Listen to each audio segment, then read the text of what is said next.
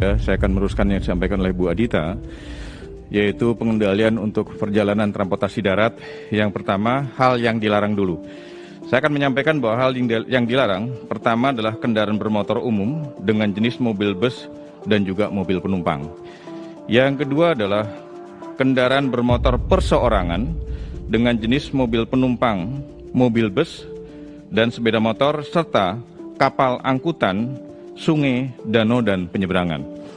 Kemudian ada pengecualian bagi masyarakat yang boleh melakukan perjalanan, yaitu yang pertama adalah yang bekerja atau perjalanan dinas untuk ASN, pegawai BUMN, pegawai BUMD, Polri, TNI, pegawai swasta yang dilengkapi dengan surat tugas dengan tanda tangan basah dan cap basah dari pimpinannya. Kemudian berikutnya adalah kunjungan keluarga yang sakit. Kemudian kunjungan duka anggota keluarga yang meninggal dunia. Kemudian ibu hamil dengan 1 orang pendamping itu juga masih diperbolehkan untuk melakukan perjalanan. Kemudian kepentingan melahirkan maksimal 2 orang pendamping, serta pelayanan kesehatan yang darurat. Kemudian untuk pengecualian kendaraan yang masih boleh melanjutkan perjalanan, yang pertama adalah kendaraan pimpinan Lembaga Tinggi Negara Republik Indonesia. Kemudian berikutnya adalah kendaraan dinas operasional berplat dinas TNI dan juga Polri. Kemudian berikutnya adalah kendaraan dinas operasional petugas jalan tol. Itu juga masih harus menjalankan tugas tentunya. Kemudian kendaraan pemadam kebakaran, ambulan, dan mobil jenazah. Kemudian mobil barang dengan tidak membawa penumpang. Jadi khusus hanya mobil barang yang membawa barang saja, bukan untuk membawa penumpang. Seperti kasus yang tahun lalu banyak mobil barang yang digunakan untuk membawa penumpang, itu tidak boleh. Kemudian berikutnya, kendaraan yang digunakan pelayanan kesehatan darurat, ibu hamil, kemudian anggota keluarga intinya, itu juga akan mendampingi. Kemudian kendaraan yang mengangkut repatriasi pekerja migran Indonesia, warga negara Indonesia, dan pelajar mahasiswa yang berada di luar negeri, serta pemulangan orang dengan alasan khusus oleh pemerintah sampai ke daerah asal sesuai dengan ketentuan yang berlaku. Kemudian sebagaimana disampaikan tadi oleh Ibu Adita, menyangkut masalah wilayah aglomerasi atau lingkungan perkotaan. Jadi untuk kawasan perkotaan, ada beberapa daerah yang sudah kami skip di dalam peraturan Menteri Perhubungan tadi, yang masih boleh melanjutkan atau melakukan kegiatan pergerakan adalah yang pertama untuk wilayah aglomerasi Medan, Binjai, Deli Serdang, dan Karo. Kemudian berikutnya untuk wilayah aglomerasi atau wilayah perkotaan Jabodetabek, kemudian Bandung Raya, kemudian Semarang, Kendal, Demak, Ungaran, dan Purwodadi. Kemudian berikutnya Jogja Raya, Solo Raya, kemudian Gerbang Kertosusilo atau Gresik, Bangkalan, kemudian Mojokerto, Surabaya, dan Sidoarjo.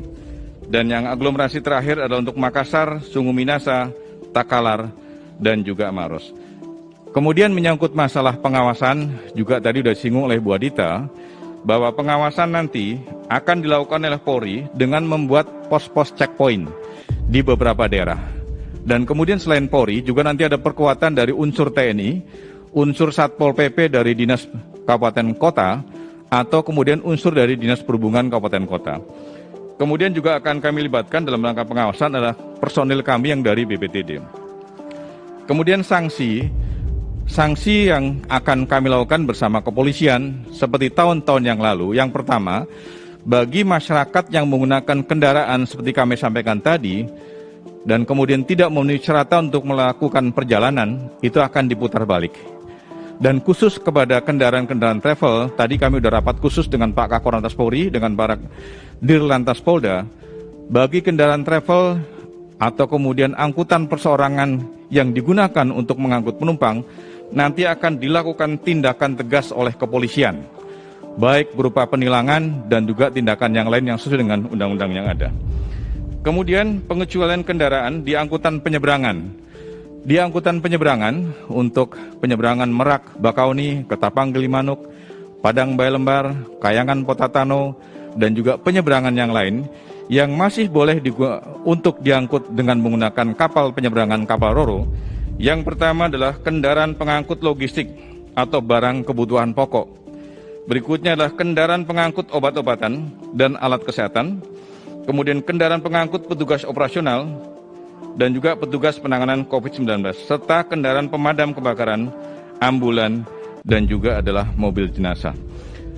Kami kira dari sektor perhubungan darat ini yang bisa kami sampaikan, dan nanti dalam pelaksananya kami bersama Korlantas Polri, bersama TNI, bersama juga dengan Pol PP dan juga Dinas Perhubungan Kabupaten Kota, dari mulai tanggal 6 kami sudah akan memasuki beberapa pos checkpoint yang dibangun oleh Polri. Kalau tidak salah jumlahnya sekitar 333 checkpoint yang akan didirikan oleh kepolisian, dan insya Allah nanti dari unsur Dinas Perhubungan Kabupaten Kota itu akan melakukan akan bersama-sama dengan Korlantas Polri, TNI untuk menjaga di checkpoint yang ada. Demikian yang kami sampaikan. Selanjutnya Pak Dirjen Laut akan menyampaikan di sektor perhubungan laut.